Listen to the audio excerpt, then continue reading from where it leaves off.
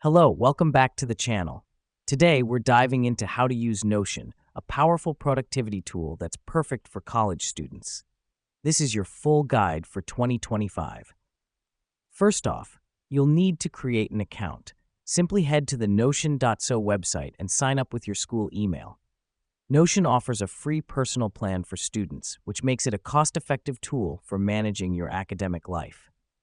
Now that we've done that, let's create our first workspace. Click on New Page on the sidebar. You can use this as your main dashboard, where you can add different pages for each of your classes. Label it something like My College Dashboard.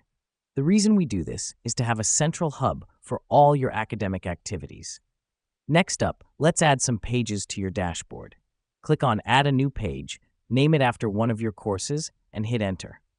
Do this for all your courses. This helps us because it keeps our tasks and notes for each course separate and organized.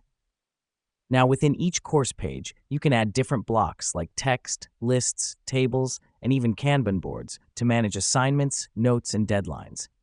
To do this, just click on the plus sign and select the type of block you want.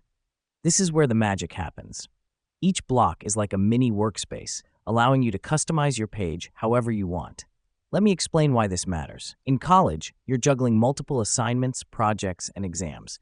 Having a centralized place where you can see all your tasks at a glance can help you stay on top of everything and avoid any last-minute surprises. Finally, don't forget to make use of Notion's reminder functionality. You can set reminders for due dates on any task or page. Just click on the Remind button, choose a date and time, and Notion will send you a reminder. This is great for keeping track of deadlines and ensuring you never miss an assignment. And that's it. You're all set to use Notion for a more organized and productive college life. Remember, the key is to keep your workspace clean and up to date. Thanks for joining us today, and we'll see you in the next one.